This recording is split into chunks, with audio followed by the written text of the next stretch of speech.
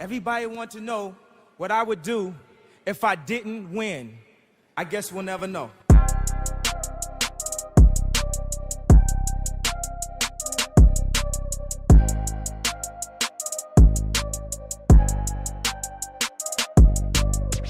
Imagine making a difference. No, imagine being the difference. The difference between I can't and I can, or I won't and I will. The reason someone chooses to wake up and strive for greatness. In life, it can feel like everything is working against you. Let's defy all odds and break generational curses. This is Overstepping Poverty with Daquan and Zacchaeus. Welcome back to Overstepping Poverty, the podcast that provides you with tips, tricks, and hacks in overstepping poverty. My name's Daquan Brooks. I'm here with my co-host Zacchaeus Shaw. How you doing, Zacchaeus? I'm doing good today, brother. Good. Excited again to have a great guest on the show. I was just telling you guys, it just seems like every time we get on a new interview, it just feels so long since the last one. So I'm super excited for this one. How was your week this week? It is. I'm excited as well. My week's good. It's been really good. It's been hot outside. When it comes to the car business, it's kind of like a hit or miss when it's super hot, especially when you're above 100 degrees. No one wants to sit out in the hot and sweat. But that's like South Dakota. You complain when it's too cold, and then, of course, you're complaining when it's hot, too. For sure. But no, everything's well, man. I'm excited as well. We're rocking some merch today. I want everyone to see everyone that is. Let's go. So some of this stuff is exclusive, and it'll be out here very shortly. But let's get into this episode here. Let's get into our special guest and who we have on. Yes. So today, like I said, we have a special guest. A few years back, he started what was a great group, Our Growth Project, here in Sioux Falls, and currently manning an awesome project called Friends of the People, which pertains to poetry here within the community.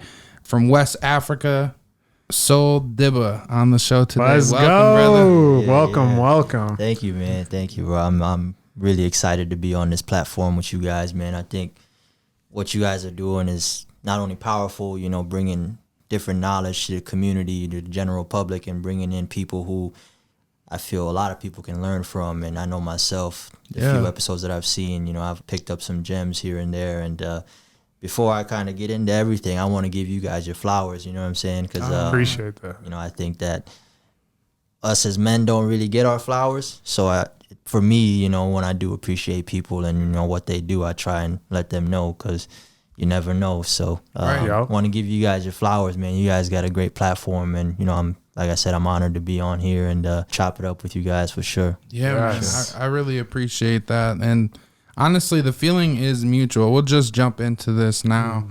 I feel like we talked about it a little bit. I feel like we've known each other for a long time, but we've never been able to get into a place where we're having more of like an intimate conversation and more in depth. And I know I've been to some of your events, you've been to some of my stuff, but I'm excited to really dive into these things because I've seen you since you were at Hy-Vee, walking the aisles, turning into the manager, and, going over to Augie, and we'll get into the journey. But I've been watching the whole time, man, so I'm excited to get into that. So can you take us back to the beginning? Like I mentioned, originally from West Africa, Gambia?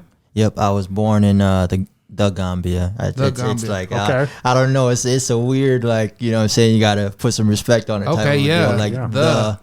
Gambia, because there's only one, obviously. But I was born in the Gambia in August of 95. My father, who was a teacher for 20 years, and then my mother, who was on the opposite side of the spectrum, actually illiterate, and but she was a businesswoman, had some business acumen and could pretty much sell anything to anybody. But I was born there in August of 95, came here in September of 98. My father was a teacher, as I just said, but the year after I was born, in 96, there was actually a military coup. So there was a hostile takeover, and a lot of people got rounded up of different backgrounds, teachers, bankers, political figures, whatever you want to, call it, really. Sure. And my father was one of those people who got arrested, and he was actually in prison for 18 months. Wow. In that process of him being in prison, my mother and all of my siblings, we basically, trying to survive, while, hoping for the best, because in those types of situations, you never really know what can happen. It can go far left, or you can make it out. Luckily, my father made it out, applied for political asylum, and then we moved to our neighboring or surrounding country, Senegal, because Gambia is actually right inside of Senegal. So moved to Senegal. Within that whole process of trying to get documents and everything situated, and then September of '98, through LSS resettlement, came here to Sioux Falls. I'm the youngest of 11. I'm 27. My oldest sibling is near 50. She lives in London, England, and all the siblings are kind of spread around. But yeah, grew up in Sioux Falls ever since then. Went to preschool, Robert Frost, and then Terry Redland for elementary, Whittier Middle School, Washington High School, East Side alumni forever. And then so from Washington, I went to Augustana in 2013, graduated from there in 2017 with a business administration and communication studies degree. And then within that, I think it was my senior year, is when we started our growth project. Okay. I was always I started writing in about, I think, junior year of high school. I wasn't as consistent back then, right? But I've been writing for about 10 years, and I'd say about in the last couple of years, been writing a lot more consistently. But yeah, started our growth project back in October of 2016. That was started because Wilson, the founder, was at the time a good friend. Well, he's still a good friend of mine. But we linked up because I was doing an event of my own at the time. I was doing a basketball tournament / fundraiser for, the Gambia refugee camp. Because we had a connection to a pastor here in town who would go back and forth and, bring sporting goods to the refugee camp and all kinds of other stuff. So we did a partnership type of a deal, and Wilson was actually helping me with that. Okay. And then he was working on our growth project in its early stages. So I was like, yo, what's that? What are you doing? Yeah. He's like, oh, I'm doing this thing, and this is what I'm trying to do, like open mic and arts and poetry and stuff. And like I said, I'm a poet and I'm a writer. So I got intrigued. I'm like, do you need help? You know what I'm saying? Right, I was like, is there any way I can help? Like, you helping me, let me try and help you out at least. And, he kind of laid out the guidelines and I guess the framework of the organization and what he was trying to do. And I just immediately was like, yo, yeah, I'm with it, Right. And so he's the founder, I'm co-founder. Yeah, man, just that's awesome. Just it was real cool, and 6 years, strong, and yeah, man, real cool journey. That's awesome, man. Yeah, I want to kind of take it back because we're gonna dive into a few of those things. A lot of people, especially here in Sioux Falls, a lot of people don't know from around the country that a lot of people are brought here to Sioux Falls, whether they're refugees or just immigrants, and a lot of it is through LSS. Yeah. For you and all of your siblings, did they all? Obviously, not all of them came over here. No. So myself and 5 of my brothers, and then 2 of my sisters came, and then both my parents, and so my father actually, within my culture and the religion of Islam, he has multiple wives. Okay. So I have like half siblings and stuff. I don't really count them as half siblings. Like I view them as my full blood because, we've been through a lot together. Right. And, family's family to me. 100%. But, so my father has, multiple wives, my mother obviously being one of them. But, we came here, I think 8 of us, and then kind of slowly dispersed out. Sure. I got family kind of all around the States and overseas, but yeah, it was an interesting journey because when we were coming here, when we came here, it was like, the Lost Boys was a thing, the Lost Boys of South Sudan, a lot of refugee immigrants from like Ethiopia, Eritrea, Bosnia, Herzegovina, they went through the Civil War, and a lot of them came through here. So just, I was able to really be around a lot of different cultures, which was like, I think one of the greatest gifts that I could have been given, because I was just exposed to a lot, just as far as culture goes, people, where they come from, their foods, traditions and things like that. And I was able to have friends in many different cultures. So I think that definitely helped me be well-rounded in a sense when it comes to dealing with people. Absolutely. Because I was fortunate enough to be able to, you know, connect with the refugee immigrant community, but then also with like, you know, the American community, like my white counterparts. Yeah. You know what I'm saying? So that's definitely been, you know, a blessing. And I think to this day, that's one of the best things that I could have experienced. Yeah, for sure. That is really cool. Mm-hmm. You know, I have to ask, obviously that's quite a journey, bringing 8 of your siblings here, your parents obviously coming as well. Yeah. I want to know exactly, do you kind of remember their emotions or how they really acted, kind of moving? I mean, you have to get up, you have to pack out everything. Yeah. Essentially, you are running from, you know, from a bad place to hopefully a good place, you know. What are some details on that? I don't necessarily remember the process of us coming here, but my parents always made sure to kind of tell us the story and kind of realize why we're here and how we got here. And so I know that, you know, when we initially came, that obviously it was just, you know, you leaving everything, you know, and coming to a strange land, trying to make a better life for you and your family. So, so for my parents, you know, it was obviously different because me being so young coming here, obviously I don't remember a lot of like back home. So even though I was born over there and you know, I still have that culture within me, I was basically raised as an American. You know what I mean? Like I grew up in American culture. Like that's what I know. Like I was fortunate enough to go back twice, you know, after high school graduation and college graduation. I went back both times. So I was able to see my culture, family, and kind of where I grew up. I saw my birth home, stayed there too. And like, you know, so, you know, I was able to see all that. But, you know, my parents, it was a lot, you know, because within the first 2 years, 2001, my oldest brother actually passed away in a car accident. So you compound that event with trying to navigate a whole brand new space, brand new culture. You know what I'm saying? You're trying to make sure your kids are good, you know, that they're safe, that they're taken care of, you know, they have the opportunities and things like that. I guess early on there was a lot of trauma, you know, coming here. You know, it was, you know, especially my father being in prison, you know, my mother basically taking care of all my siblings and, you know, trying to scrap for stuff, you know, and you know, make sure that we're all good and taken care of. But then coming here, and then, you know, my father, he, for a little bit, he taught at Whittier Middle School for a short stint, kind of like ELL type stuff. And my mother, she worked at Smithfield, John Morrell at the time, but Smithfield now. She worked there for 18 years. So it's just like, just growing up was different because being the youngest of so many siblings, by the time I was an adolescent, all of my siblings are like grown and out of the house.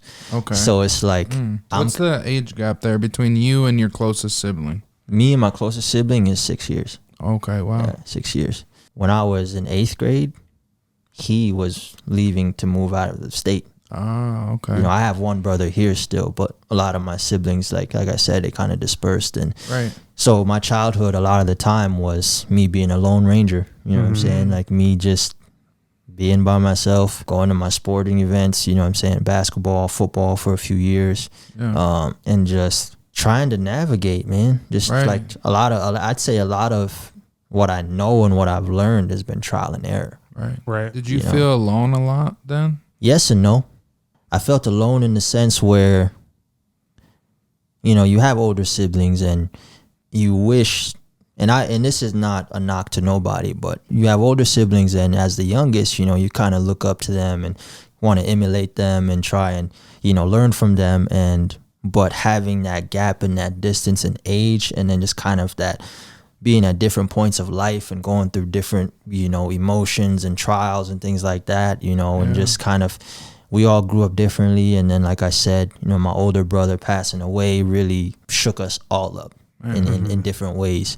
I think a lot of the time I was lonely in the sense where I had to deal with a lot of things by myself because my mother's working 5-6 days a week. My dad is working too. You know what I'm saying? So like a lot of the time I was at the crib by myself. Like, you know, I was just, you know, going through emotions by myself, trying to figure out how to deal with that stuff, and then still trying to, balance being a good student and, staying out of trouble. Cause, my brothers, like early ages, they, trying to find themselves, being in a new country, all of that, got into some things, what I'm saying? Right. And, so being the youngest, you kind of observe all of that, and it's like, well, I know I'm not supposed to do that. You know what I mean? Right, so it's like just trying to figure stuff out as I go. But I wasn't lonely in the sense where, sports helped out a lot. Okay. I met a lot of really... What did you play? I played basketball pretty much all the way through senior year of high school. Okay. I played football from about 6th grade to about sophomore year because I injured my neck in football. And, oh, dang. And just, but yeah, football, basketball mainly. But yeah, sports helped out a lot, right. And I was fortunate to have a lot of friends. I've always been kind of a popular guy. People want to get to know me, want to be my friend. And I kind of use that to my advantage as far as just getting to know people and connect with people and, figure out. You felt fortunate because you had a lot of friends, kind of. Mm-hmm. Yeah, so... as I mentioned, kind of just through sports and just school and things like that, I was able to, meet a lot of friends in different, from different backgrounds and cultures and things like that. So in that sense, I wasn't lonely because, they'd invite me over to their house, we'd have food or, we'd ride the practices together or we'd, do stuff on the weekends, right. Play at community centers, we'd hoop and things like that. So in that sense, I wasn't lonely, but, having basically all my siblings out of the house, it was kind of lonely because it's like, damn, what I'm saying? That house is kind of quiet, right. Like what am I supposed to do? And, just like anybody, being a teenager and stuff, you go out and you party and you do your thing and, sure. That kind of stuff. But yeah, it was kind of a duality, I guess you can say. Right. But I think that it also helped me in a lot of ways because now it's like, I don't mind my solitude. I don't mind being alone. Mm-hmm. Obviously I welcome, good energy and good people and being around them and, participating in people's events and going out and supporting and stuff. But like, I also appreciate my solitude. I also appreciate having that time to recharge and, kind of getting my mind right and things like that. So, yeah. Right. No matter the age, when you're going through any trauma, it kind of sticks with you. Oh, yeah. And what I tend to notice, like even like for the trauma that I went through as a young kid, and that's just being from foster home to foster home, and being split up from my sister at one point. My trauma is I started to find anger in myself, and I was mad at the world. I was kind of blaming like everyone besides like why me? That's the attitude I had, but. You have very positive spirits. You're a very positive guy, at least is what I see. I do my best. How do you keep that positive energy, always going through everything that you've went through? Yeah. I think with me experiencing the trauma that I did, as far as, my brother passing away, and different things that happened within my family, the way I responded initially, and kind of still till today, I'm a problem solver. I kind of always just like, all right, this is what I'm going through. This is what's happening. What can I do about it? Right. Like if I can't do nothing about it, then I can't let it overtake my spirits. Obviously, I'm learning now to acknowledge those feelings, acknowledge those traumas, and just, kind of deal with them as they come. Whereas before it's like, all right, bro, I'm just going to repress it and like, right. Just keep going, keep busting through the walls, because it's like, when you come here and you're raised on survival, it's like you don't really have time to deal with things. You know what I'm saying? Like, even though I did have a lot of time by myself, like I didn't necessarily know how to deal with it. Right. Because like I said, kind of being alone as much as I was never really taught how to deal with those emotions. I was never really taught how to deal with them in a healthy way. Right. But I think what helps me stay in good spirits has a lot to do with my spirituality. Growing up in a Muslim household, being raised Muslim, I think that's helped out a lot. My mother definitely imparted a lot of wisdom upon me as well. And just kind of seeing, like, I'm not saying that, one person's struggle is worse than the other, but kind of seeing how, although I was dealing with all of these things, I was in a lot better position than a lot of people. Yeah. And just having that sense of gratitude that although I'm going through these things, I still have these things around me. Yeah. You know what I mean? I'm still, I woke up. You know what I'm saying? Man. It could always be, it could be worse. That mentality. I woke up. I ate today.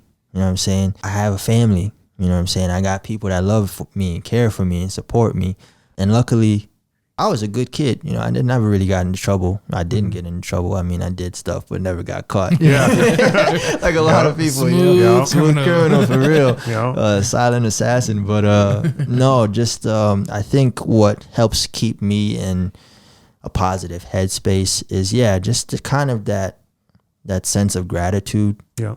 And like I try, even till this day, like when I wake up, the first thing I do is just say, hey, thank you, God. Right. Thank you for waking me up today. Yeah. Thank you for waking me up healthy, able-bodied, and good physical and mental well-being.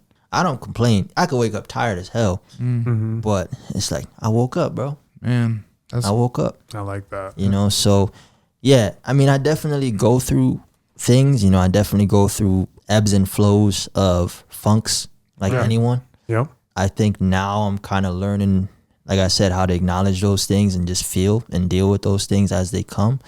Right. But overall, man, I got a lot to be grateful for. You know what I mean? I have a lot to be grateful for. You know, I've been fortunate to do a lot of, you know, amazing things with amazing people. You know, I've been able to see parts of the world that people probably will never see. You know, I've been able to meet people. You know, I've been able to travel and just maneuver in ways where it's like, bro, you're blessed, man. Yeah. You know, you're blessed. Like, no matter what I go through, it's like, I'm blessed, man. It's like, that's amazing. That's really it. I'd say, you know, that sense of gratitude.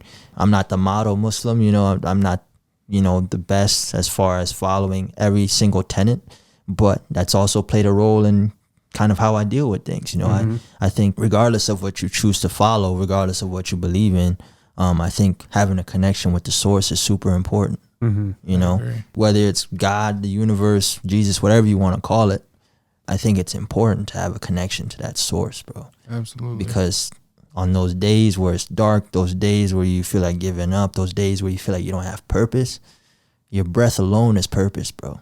Yeah. Like I said, depending on what you believe in, but when we were made, you know, that spirit was breathed into us. Right. So if we have that spirit of the source within us, can't fail ever. You got everything you need. You got everything you need. Yeah.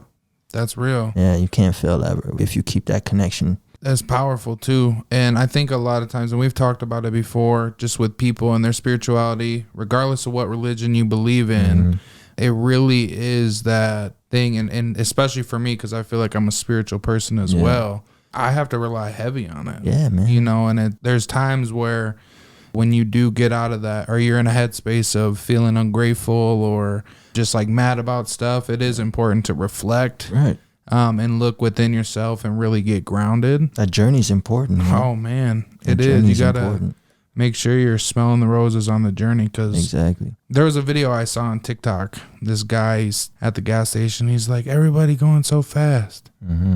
Don't nobody know where they going. That homeless dude. Man. That dude was an angel, bro. I don't care what nobody says. I believe that guy was an angel, bro. Yeah. Like he had to give that message to whoever was listening, and now you saw it, I saw it, how many millions of people have seen it. Right. It's the truth, man. Like, it's so easy in this culture to just go. You know what I'm saying? And run yourself to the ground. But when do you take time for yourself? Right. When do you take time to recharge? When do you take time to, you know, just sit back and look at the bigger picture and see how far you've come from where you were? Right. You know, even just a year or 2 years ago. It's like, you know, sometimes you need that introspection, that self-reflection to really see that you're doing well. Right. Yeah. And stop comparing. Like, you're doing well. Like, your story is your story, man. So, yeah, it's true, bro. We got to slow down, because it's like you're going 80 and you're not taking time to look left and right and see what's going around you. Like, slow down. Go 10. Go 5. You know, see what's happening around you. I love that, man. Gratitude is power. It is, man. The more you're grateful for, the more blessings flow into your life, man. For real. Yeah. So I want to fast forward just a little bit here. You know, you walked us through your journey in the beginning of this year, and what a journey it's been. But You said you went to Augustana University. Yep. And after graduating there, you started admissions there, correct? Or is that during? Man, Augustana, that was a journey too, bro. Holy crap, man. Well, tell us about it. Tell us about Augustana's journey. Yeah, so I actually wasn't supposed to go there. So my dream school, because I have 2 older brothers who live in Salt Lake City area, suburbs of Salt Lake City. And throughout middle school and high school, I would, visit there pretty much every other summer, for a month, couple weeks. And I fell in love with the place, the nature, the people, the mountains, just the lifestyle, so much to do. So early senior year, that was the only school I applied to. I was like, BYU? University of Utah. Oh, okay. Yeah, that was the only school I applied to. I was dead set on that. Got my acceptance letter, had my roommates, all that. I just had to register for classes. Oh, wow. But then my best friend, shout out Christian, he was getting recruited for football at Augustana as an O-lineman. And he was going on his admission visit, and his counselor was also my admissions counselor. Shout out to Casey Nichols, really amazing lady. But he invited me on the admissions visit, and I was like, why not? I already got my school figured out. I'm just going to go support my boy. Yeah. Be there to just kind of, on the side. It's a free admission visit. Why not? Right. Got some free merch. It was cool. But when I stepped foot on campus, it's like, and as I'll talk more about my admissions role, but I just had that gut feeling. Like, this is the place I need to be. Wow. Fortunately, it worked out really well because, as I mentioned at the beginning of this, my mother's illiterate, can't read or write. So I helped her with a lot of stuff, like finances, taking her to work, picking her up from work, taking her to the grocery store, doctor's appointments, interpretation, stuff like that. So it's like I kind of had to think, like, man, if I go hundreds of miles away from my mom, who's going to help her? Because like I said, all my siblings were either out of the city or they were old enough to kind of begin their own lives, you know. Right. So went to Augustana, initially went in as an engineering physics major. Quickly found out that wasn't for me. Math and science, not bad at it, but it's a whole different beast in college, you know what I mean?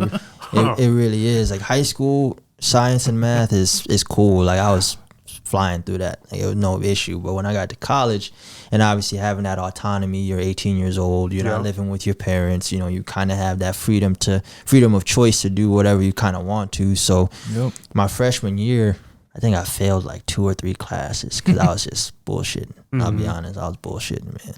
And so after my freshman year, I got a letter in my campus mailbox basically saying like, hey, I had like a 1 point something GPA. It was crazy.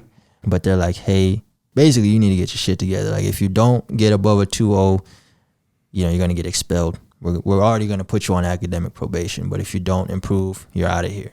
Right. And being the first and only college graduate in my family, well, I'm like, I can't do that. You know what I mean? There's too much on my shoulders. There's too much riding on this for me to fail. Right. Yeah, basically got in the lab, the library. I was working 4 to 8. After classes, go home, change real quick, take my mom to work, go to the library for like 4 hours until it closed at midnight. Get a couple hours sleep. Mom calls me, wake up, go pick her up, then go at it the next day. Wow. You know what I mean? So I was really grinding. But sophomore year, got my grades up, got on the dean's list for spring semester, and then just kind of kept going. But yeah, like I said, started off engineering physics, went undecided for a little bit.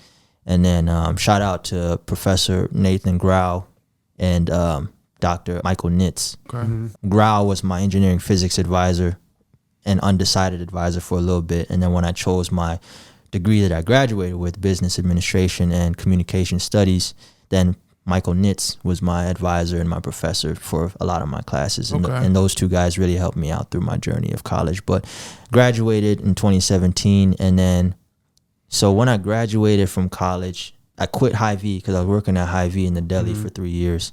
And then I quit because that's when I went to Africa for about a month and a half. And then came back, and I was just kind of like in between jobs, like trying to figure out what I'm trying to do. And, I had a couple friends who were working at a juvenile detention center, a transitional facility for DOC inmates. And so I worked there for about close to a year. Then I left there and I went into staffing recruitment. So I worked at Aerotech for about a half a year. Moved to another company that was like medical staffing, did that for about a half a year. And then I went into Hy-Vee again, but as a manager at this point. Did that for a little over a year. And then that's when I went to Augustana. I went to Augustana, I think August of 2020. And that was wild because it was COVID. You know? It was my first year in education. It was just, it was crazy, bro. Like basically a large part of your role is traveling and doing college fairs, right? I couldn't do none of that. It was all virtual. Right. And it's my first year. I'm learning, like trying to basically roll with the punches, you know what I'm saying? And just, it was a tough year, but I was also fortunate because I was doing international recruitment, half domestic recruitment, Twin Cities, and then Africa and certain parts of Europe. And I was part of my first year, myself and the other international admissions counselor, Wade.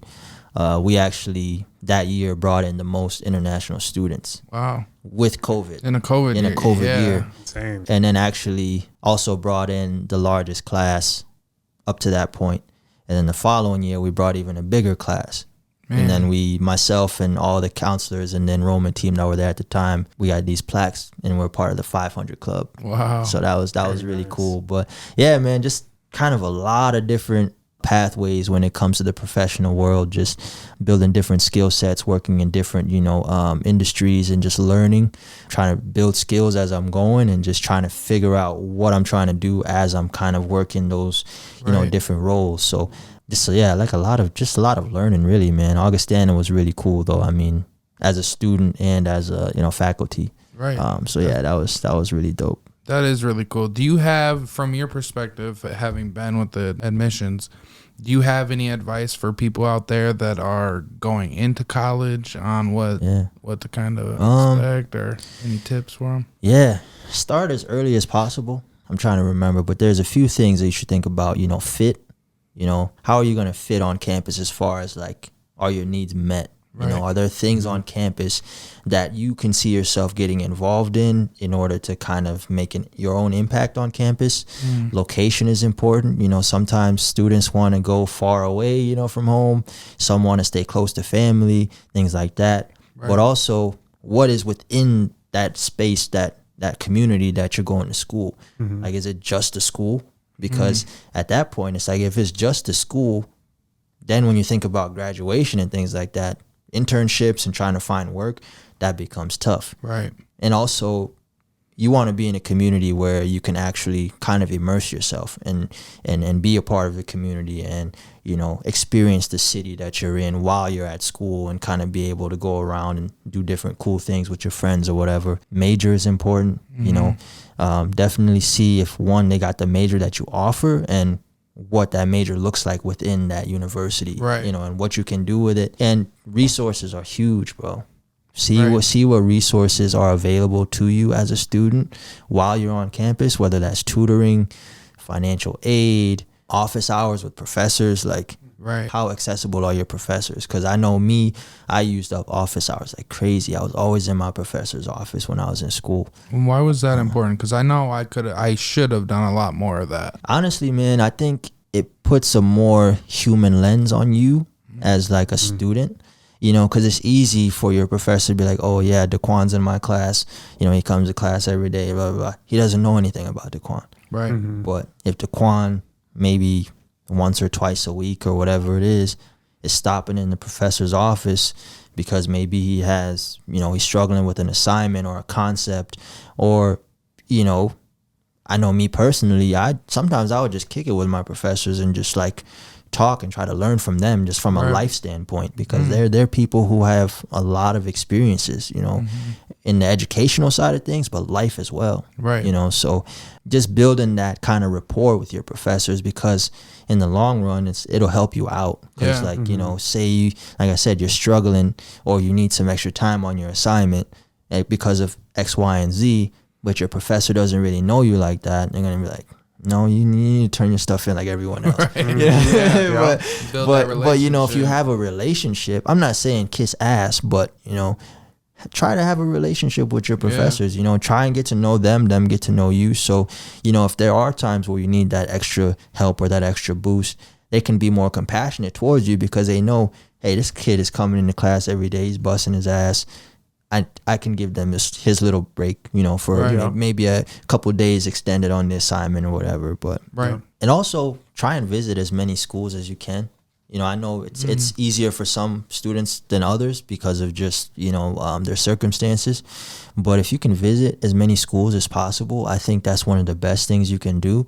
You can do all the research you want online. You know, every school looks good online. Right. Every school says, "Oh yeah, we're family. We got all this." You know what I'm saying? Like every school markets pretty much the same. Like, you know, but until you actually step foot on that campus, like the University of Utah, Augustana, that whole thing, you know, when I stepped foot on Augustana's campus, I was like, "This is where I'm going."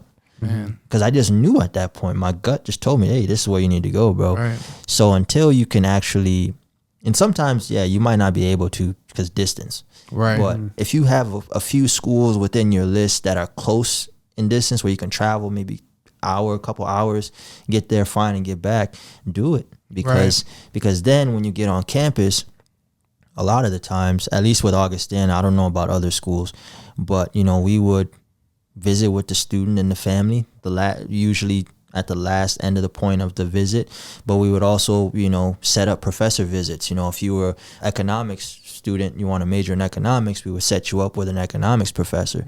Or if you wanted to sit in on a class, we would sit you in on an economics class so you could see how it works. And then you visit with the professor. And then you visit with the financial aid. And then you know, a student is walking you around the campus, so they're telling you their experience as a student. So you're getting all these different perspectives. It's just very important to visit campuses as much as you can. That is really that's probably number one that I would say. Visit campuses, because then you get a full picture of what it is. Then you can see, can I really picture myself on this campus, or this isn't really for me. But until you actually step foot on that campus, you're not really going to know. Facts. Yeah. I like that. Appreciate you sharing that. For sure. I want to jump into the poetry. Right? I know that's something that you are working on currently. You've been putting on these events for a while now. Can you tell us about that and kind of why? Why you do it? Like I said, I was Our Growth Project for about 6 years. And I was working in the arts, education, arts, entertainment, kind of merging all those three together and just kind of putting on for youth of the city, you know, just giving them a platform, a safe space, safe haven to express themselves authentically, with no judgment, and kind of get them warmed up to their abilities, I guess you can say, you know, just showing them like, yo, you can do this, man. Like, it's hard because not a lot of people can speak in front of others. Like, that's not an easy skill to have. Like but just kind of getting them comfortable in that space as an artist, as a poet, as a dancer, as a public speaker, whatever it is, you know, giving them that opportunity to grow within that skill set or within that art that they had, find themselves, and trying to help them find themselves, and showing them like, yo, you got support. You know, if you want to do this, you're more than welcome on this stage, and know that we're not going to judge you, even if you're an amateur or the best of the best. You know, we're gonna give you the same support. And I think that gave a lot of people that courage. And also the cool thing is, a lot of people who were involved in Our Growth Project as far as participants go, like now, like seeing them, they've like taken off. And I'm not saying that we're the sole cause of that, but I do believe that we played a role in that ascension in themselves as an artist, you know, and as a person. And then once we kind of ended things, I started what's called Friends of the People, Friends of the People, for the people, by the people. I started that because, kind of selfishly, to be honest, I knew I wanted to stay within that realm of the arts, because the arts played a big role in my life, you know, just as a writer and kind of my development as a person too. But just started that because, one, I wanted to become more comfortable as a poet, you know, as a poet and as a writer. You know, I wanted to be able to practice reciting my poetry and, you know, kind of challenging myself to write new poetry for every event, you know. And then also, you know, there was already an existing poetry community. So big shout out to Rochelle Graham and David Kosiko. They actually invited me to one of their events to recite my poetry, and that was kind of my first time getting back into it as far as like consistency goes. So that was really cool. And then a few months after that, you know, I kind of started my own thing. I was just telling the homies like, man, I really want to do this thing, you know, this is what I want to do with it. And then one of my homies, James, first gen, he's like, bro, just do it. You know what I mean? Like, you know, it's like, just go, bro, do that shit. And I was like, you know what, you're right, bro. Like, yeah. Right. And then so he helped me set up the first event, which was in September of this past year, 2022. And then from there, just kind of got the ball rolling and, you know, reached out to local poets, you know, that I knew of and that I've witnessed recite as well. And like, yo, I'm doing this thing. Would you want to be part of it? And basically, I started it to kind of add my own flavor to the poetry community that was already existing, you know, kind of adding on to what the foundation was already laid, you know what I'm saying, but just doing it in my own way. Yeah. It helped me grow as a poet, you know, just challenging myself to write more and then getting in front of a mic and reciting it and being vulnerable and just like growing that muscle, I guess you can say. And, you know, it's been real cool. You know, people constantly support, you know, repost the flyers, you know, Full Circle Book Co-op, and it's an amazing venue. Sean and Kevin are dope, you know, owners, you know, they've been very supportive through it all. So it's just been a cool like learning journey, you know, just kind of being able to do something on my own.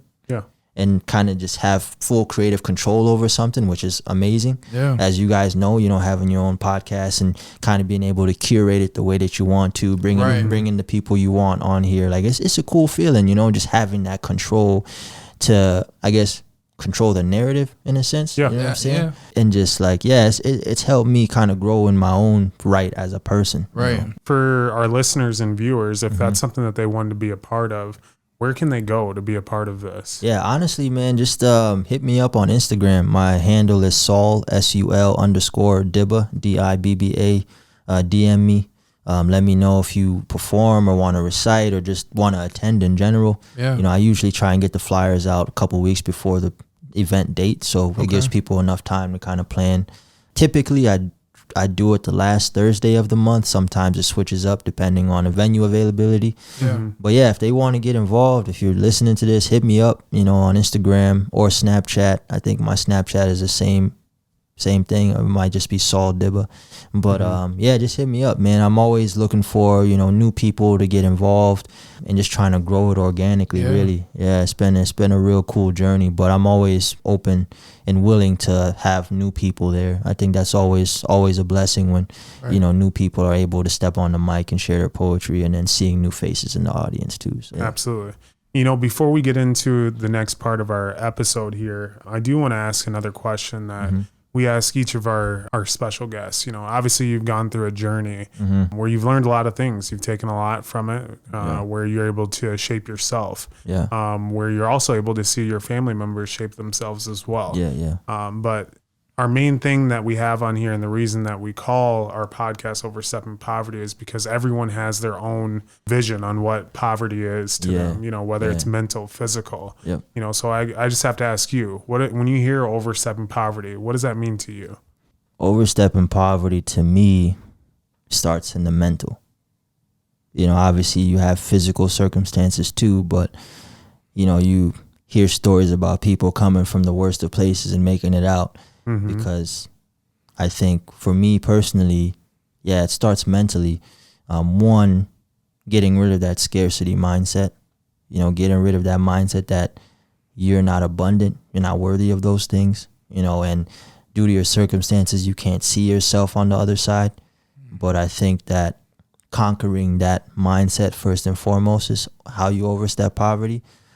Just believing that you're worthy, you know. I think everybody is worthy. Everybody is naturally abundant. You know, the universe is giving, you know what I'm saying? So I think, you know, you watch successful people or on YouTube or you're listening to different manifestation things, it's always like programming that subconscious. You know, you got to program your subconscious, because whether you do it consciously or not, it's being programmed. And that is either helping you out or it's deterring you from getting to where you need to be. So I think first and foremost, for me, overstepping poverty is conquering that self-doubt, conquering that negative mindset of you don't deserve it, you can't get it, you don't have the faculties or the resources to get to where you need to go. You may not in the moment, but if you believe it and you work towards it and you stay consistent, things are going to start moving out the way, you know. But then also another thing is educating yourself too. I think education, not just in a classroom, but education is important. Right. You know, a lot of people got phones, you know what I mean? A lot of people got access to technology. I can go back home to Africa and, you know, I can go to the village and you'll see kids walking around with an iPhone. Mm-hmm. Right. You know, so I think that we're in that age of technology where it's like, bro, YouTube and Google are free. Yeah. There's a lot of information out there. And I think that's also kind of deters people because there's so much out there. Yeah. But I think that, you know, we have access to so much information. And I think the beauty of being in a city like Sioux Falls is a lot of people are accessible. Mm-hmm. True. A lot of people are accessible. A lot more accessible than you may think. Right. You know what I'm saying? Like, I don't know how many people I've met with where it's like, hey, my name is Saul. You know, I do blah, blah, blah, blah. I see you do this. It's an area of interest of mine. Can I get 20 minutes of your time? Yeah, sure. Yeah. When do you want to meet? Right. Yeah. It's really a lot easier than I swear.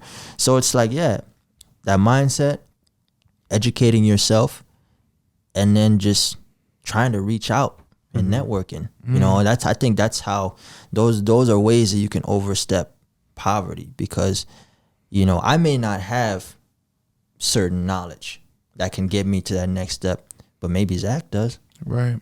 Let me reach out to him and see not only what I can extract from him, but also maybe I have something that I can give him, because you know, every human you can learn from.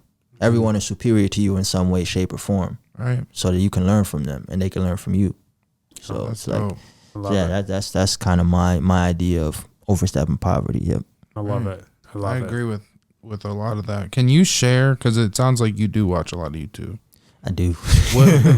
What are, if someone who was going to go on there, what are some of the things that you watch pretty frequently to keep your mind where it needs to be? I listen to a lot of Earl Nightingale, Napoleon Hill. Gems. This is going to be a controversial one, but Jordan Peterson. Okay. I like Jordan. You know, I like him. I think he's a very intelligent dude. I listen to like Steve Harvey. You know, I follow this podcast channel on Spotify called The Resilient Mind, where they have just a lot of, it's just about mindset, you know, kind of changing, you know, your view on different things and just how to get certain things in your life. And it has a lot of different speakers like Jim Rohn, Steve Harvey, Dr. Joe Dispenza, Jay Shetty, and see who else. Just a lot of different, Napoleon Hill's on there too. Oh, what's his name? I know you guys talked about Proctor. Him. Yeah, Bob Proctor, bro. That dude, he's a beast, man. R.I.P. to him for real. Like, he learned from Earl. Yeah, he definitely, you know, helped me out. And I've read a few books too that help kind of shift my mindset. How to Win Friends and Influence People by Dale Carnegie. Okay. That's been a really helpful book for me. The 4 Agreements.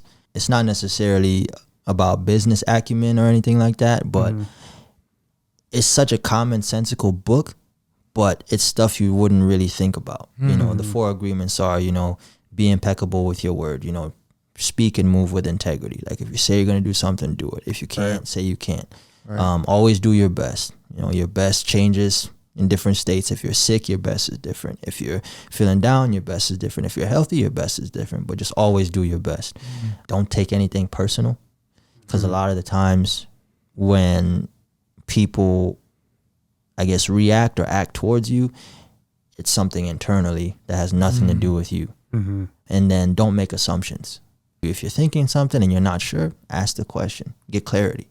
So that's helped me out a lot in my life. And I'm definitely, I can't say, you know, I'm always 100% with that, but I always keep that in my mind, you know, and those things have helped me out a lot. I've needed some books to read as well. Yeah, so 4 Agreements. Perfect. 4 Agreements. I would recommend to anybody listening to this podcast. That's an amazing book. It's life changing.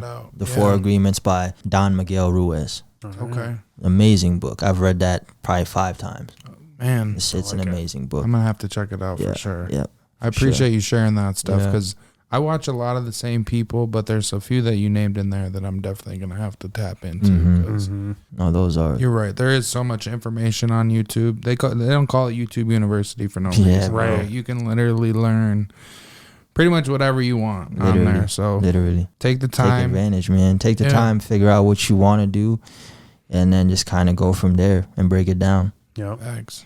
So I want to move into our next part of our episode here, where we call as roundtable, where you can go ahead and ask Zacchaeus and I questions that you've had. You know, obviously we gave you some questions to be prepared for. We're not prepared for whatever you have, so so fire away. One of my questions I want to ask is, you know, as I said earlier, you know, you guys bring a plethora of different types of folks on this show, and you always ask, you know, what is your idea of overstepping poverty? You know, one, both your ideas of overstepping poverty, but then also how do you kind of implement that mindset into your everyday to ensure that you are, you know, taking steps to overstep poverty? Absolutely. That's a great question. And to me, I think my biggest thing is exactly in agreement with you, is it's mindset. The way that we do take the steps, I feel like, and the reason we started our podcast off how we did, is we gave everyone a roadmap on how to take those steps to really take that next step overstepping poverty.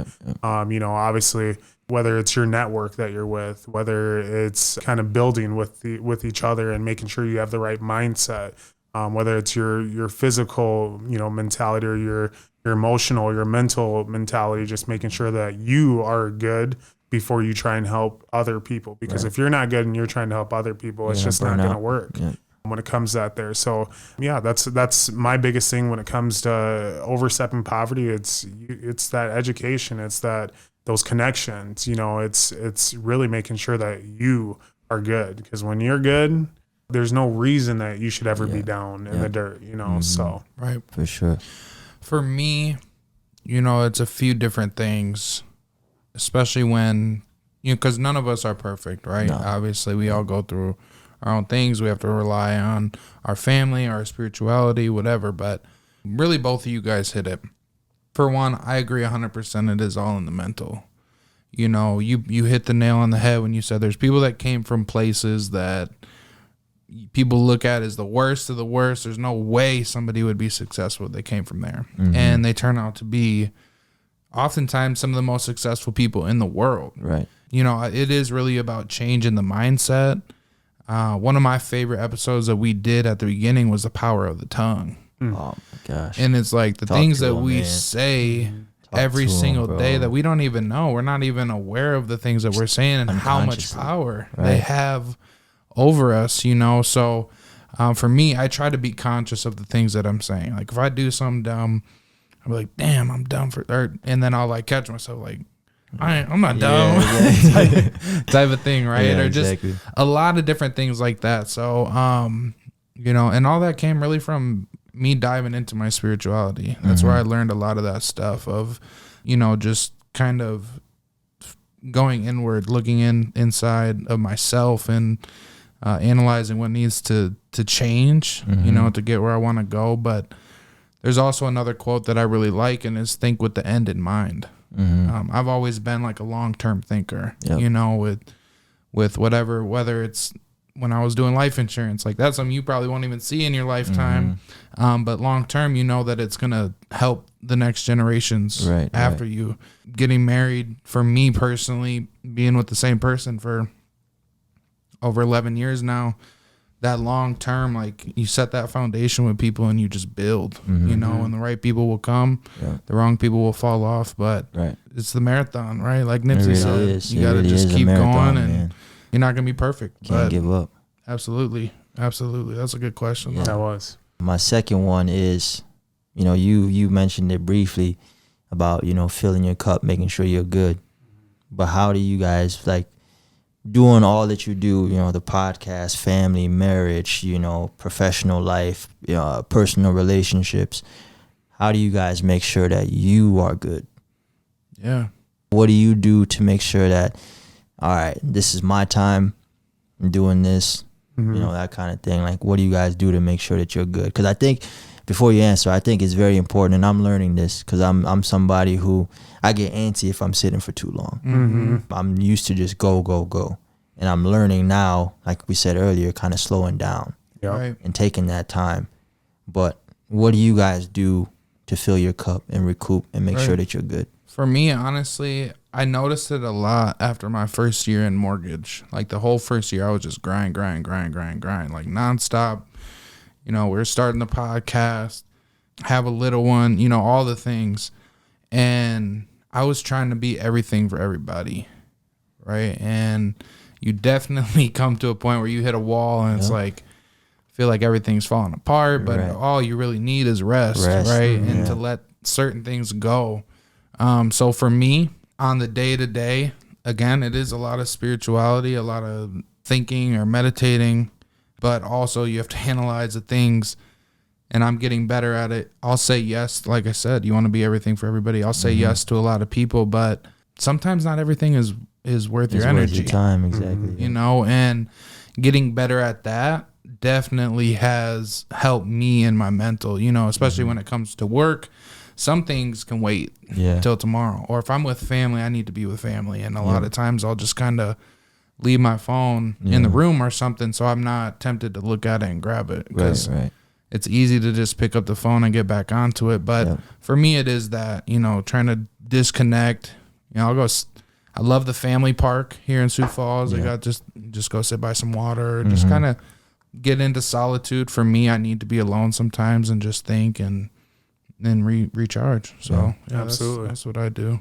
Love that. You know, for me, it kind of goes way back to my childhood and whatnot. As everyone knows, I'm a very competitive guy. I love sports. I play a ton of sports. When I say I'm competitive, that's probably like I'm competitive. Like I have to win. But anyways, like just from a kid, I ran to sports to find my family and my friends. You know, and that's where I kept. Whether it was basketball, football, if I wasn't doing a sport, I felt like I never was really myself, you know? And so like, as we fast forward and where I'm at today, I still do those sports. And one of the sports that I really have found liking to is golf, because it's so mental, you know, and I'm a very mental person as well, where just your mindset and everything, you have to keen into it.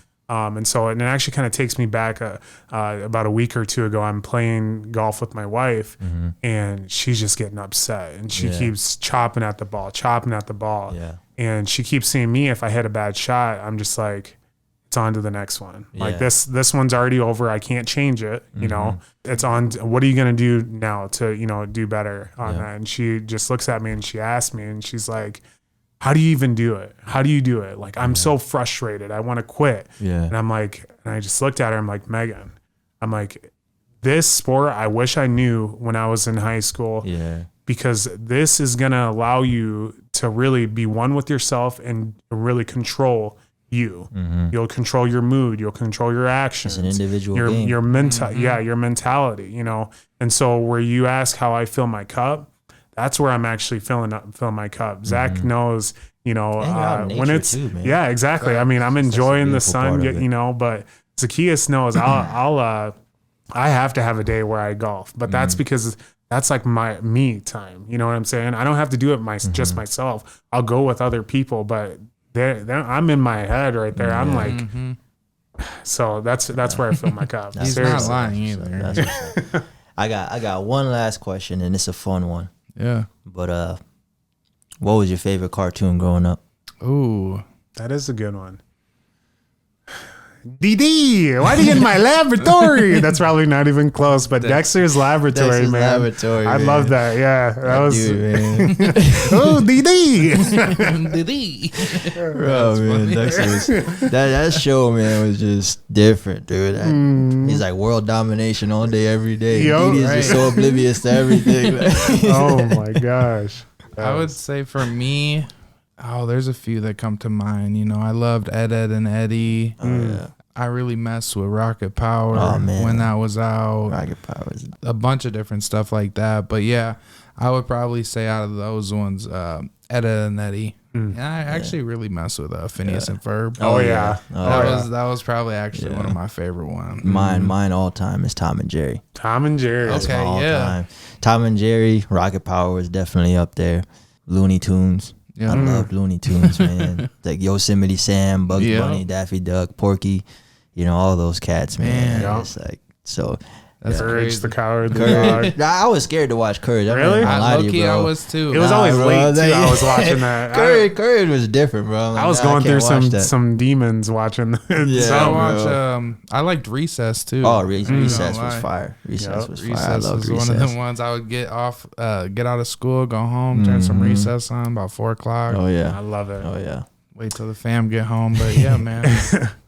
Well, I'm going to turn this back around to you here, Saul. You know, you've been giving us some great intellect. You're a very, like I said, positive person. You've had your journey. You've been throwing out some gems for everyone, not just us, but of course our listeners and viewers. For sure. So I actually want to ask you to give 5 more. So I want you to tell us 5 tips, tricks, and hacks that you would tell someone and how to take the next steps over poverty. Like kind of how you said, you know, having an end goal in mind. I think one thing is, man, dream big. Like don't limit yourself to your circumstance. You know, don't limit yourself to what you see and what you hear. The world is literally for the taking. So just figuring out what is it that you like to do? How do you want to, I guess, excel in that thing? And then just don't be afraid to get your hands dirty. Mm-hmm. One thing is, what I see a lot is people don't want to be role players. Mm. Everyone wants to be the boss right away. Right. Mm-hmm. And that's not how it works, you know.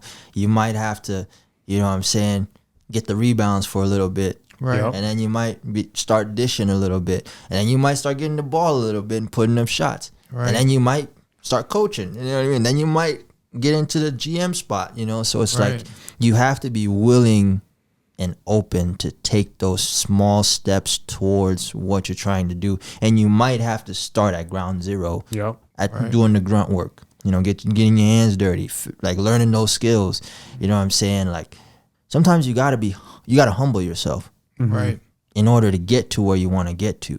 Because like I said, there's always someone who has more knowledge that you can gain from.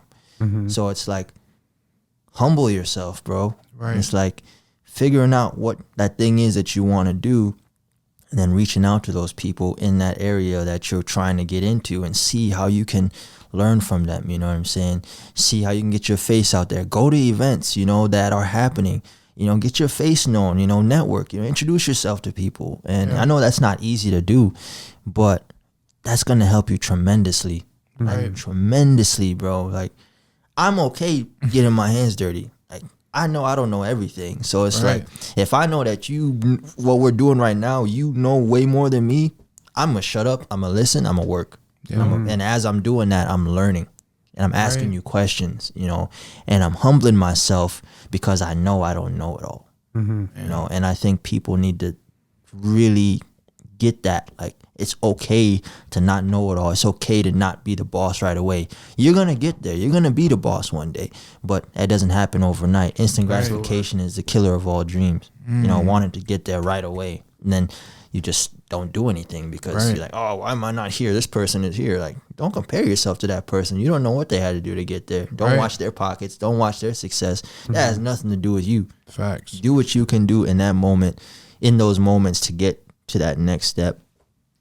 So yeah, humble yourself, figure out what you want to do, and then see how you can navigate spaces to eventually get to that end goal. Right. Educate yourself. You know, educate yourself. Like I said, we have access to so much technology and information. It's like there's YouTube videos, you know, there's seminars, there's all these things. You know, educate yourself, bro. Right. You know, there's audio books that you can buy. You know, you can go to Barnes and Noble or even Full Circle Book Co-op, you know, different places where you can buy books to kind of help you attain different skills, give you different knowledge in different areas. And yeah, so educating yourself is another huge thing. Let's see, invest in yourself. 100%. That's probably one of the top ones. Investing doesn't just include money. Right. You know, investing in yourself includes your health. You know, what are you eating? Are you getting out and exercising? You know, are you giving yourself enough rest? You know, are you doing all of these things? Because when you give yourself the opportunity to operate at an optimal level, by eating right, by exercising, by getting enough sleep or whatever it is, that gives you more energy to do what you need to do. Right. You know, back to filling your cup up, you know. Also, you know, investing in yourself. Like I said, I think it's super important to be connected to the source. You know, build that personal relationship. You know what I mean? Speak out loud. You know what I mean? They can hear you. And they already know what's on your mind. Speak out loud, you know what I mean? Have that conversation and also listen. Be still enough to where you can take in that information too. Right. Because, you know, we all have that inner voice. So invest in yourself that way. And also, yeah, man, invest monetarily too. If you can go afford a seminar, go to a seminar. Right. You know, go to a seminar, take a class, you know what I mean? Go on YouTube and learn something. Like, invest, man. It's like we're giving our money to all these different things, whether that's, you know, going out and having fun, you know, entertainment purposes, you know, buying all kinds of stuff. Like, why not keep that money in house and invest in yourself? Right. You know, that money that's going out, that's not coming back to you. And of course, it's money comes and goes. It comes, you know, like you get it today, you spend it tomorrow, get it back. Right. You know, but that money that you invest in yourself and that time you invest in yourself, that's only going to compound, man, you know, into other things. You know what I'm saying? So that's 3. Another one that I think is important, I think just being open-minded, man. Just be open-minded. You don't know the possibilities that can come, bro, just by being open-minded, you know? Right. I can't tell you the amount of times where I see an event or I see, you know, a networking thing or a seminar, and I'm like, I'm tired. That looks goofy. You know, I don't think I can get much out of that. But then something's like, just go. You know what I mean? Just go check it out. You know, see what they're talking about. And I meet somebody or I hear a piece of information that I was like struggling with or trying to figure out. And I'm like, damn, I'm so glad I went. Right. Because if I didn't go, I wouldn't have been able to get over that hurdle or that hump that was stopping me from kind of taking that next step into, you know, towards my goal or whatever it may be. Right. I've met amazing people, you know, throughout my life. I've been fortunate to have people who want to pour into me too. Right. You know what I'm saying? And that's a blessing in itself because like I said, man, so many people have so much knowledge out there, like, because time is so valuable. So if somebody is willing to take time out of their day and invest in Zacchaeus because they see something within Zacchaeus that you don't see yet, and they unlock that potential within you, and then now you are seeing from a different lens and a different perspective, that's a game changer, bro. Right. Man. That is a game changer because then that flips your mindset in a way where it's like, damn, I wasn't even thinking this way before, or I didn't even know I can take this avenue to get to this place. Right. You know what I'm saying? But this person or these people or this seminar or whatever it is kind of gave me that light bulb moment where it's like, damn, that's what I needed. You know, now it's like, now you got a battery in your back and you just want to go more, you know? Someone say that's the source. Exactly, man. The source, man. I'm telling you, bro. Like, get right with the source, man. Just like every day, you know, talk with them. I think lastly, man, if you're able to get a mentor, get a mentor. Like I said, I've been super blessed to have people older than me want to invest into me because they see my potential through my hard work, what I've done and what I'm doing, to say, hey, I can give some of my time to this kid, you know, kind of guide him a bit to where, because like there's been times, bro, where like I've been in rooms where by myself I wouldn't even know the room was there. But because I had a mentor that believed in me, and they're like, yo, hit me up or text me like, this is going on, meet me over here. Right. And because now, I'll kind of back up a little bit. Somebody's always watching. Always somebody's always watching. Ain't that the truth? So if you're on your P's and Q's, bro, you on your game, you're doing what you need to be doing, you're grinding, you know, you're taking the time to try and elevate yourself. Somebody, whether you know them or not know them, is gonna get a hold of you somehow, some way, and they're gonna take you and elevate you into another space that you didn't know was there. Like there's been times where, you know, I've had multiple mentors throughout my time. You know, I've kind of been on this grind for about 10 years since I was like 18. So from 18 till now, I turned 28 next month. I've had mentors who, just by me being in, like next to them in their space, somebody I know but don't know that is in a more elevated space comes up and talks to the mentor, and then by me just being next to them, they're talking to me now and figuring out who I am and what I do. Right. And then that builds a connection with that person, and then it's like, you know what I'm saying? Right. So it's like, yeah, if you can, bro, get a mentor, bro. It's such a game changer, and it can speed up the process, bro. That's a cheat code. It's really a cheat code, because you get into knowledge, you get into wisdom. They've already been through the fire, and you can jump over it. You know, you don't have to go through it anymore. Like, they gave you the blueprint. Like, yo, this is what I did. I got burnt, so don't do this. Go around. You know what I'm saying? Like, it's a game changer, bro. It's a game changer. I love it. Well, thank you so much for sharing your knowledge and your wisdom. I can definitely say you're light years ahead of your time. You know what I'm saying? You've learned a lot, and you were able to teach us a lot just from this time being here. And I really hope our listeners are really taking in everything that was said there, especially those 5 tips, tricks, and hacks, because man, those are gems. Yeah, exactly. So again, we appreciate you being on our podcast here. Thank you, man. For Absolutely. real. I appreciate you guys welcoming me onto this podcast. And like I said, man, you guys got an amazing platform, and sky is not the limit, you know, it's limitless, but you guys are going to take this to a whole nother level. And I'm excited to not only be a part of it, but also see the growth coming, you know, in the future as well. So, you know, nothing but well wishes for you guys, man. Nothing but, you know, support and solitude, man. And if I can help out in any way, you know, let me know. I'm always trying to, you know, help my brothers out. And, you know, I appreciate you guys for giving me the platform to speak and share my story. So I don't get to do that a lot. So it's always cool when people think that I have a cool enough story to share. So I appreciate it, brother. I appreciate you as well. We're blessed to have you on here. I know there's going to be people that take a lot away from this interview. And for the listeners, again, friends of the people. Shout out to Sul. Reach out to him if you're interested in being a part of that and getting your poetry out to the world. Oh, yeah. I appreciate you guys, man. Yes, and we'll see you next week on Overstepping Poverty. Thanks for tuning in to another episode of Overstepping Poverty. We hope you found this week's discussion informative and thought-provoking. We know that tackling poverty is a complex issue, but by working together and understanding the root causes, we can make progress towards creating a more equitable society. If you enjoyed this episode, please share it with your friends and family, and don't forget to subscribe to our show. Until next time, let's take the next steps in Overstepping Poverty.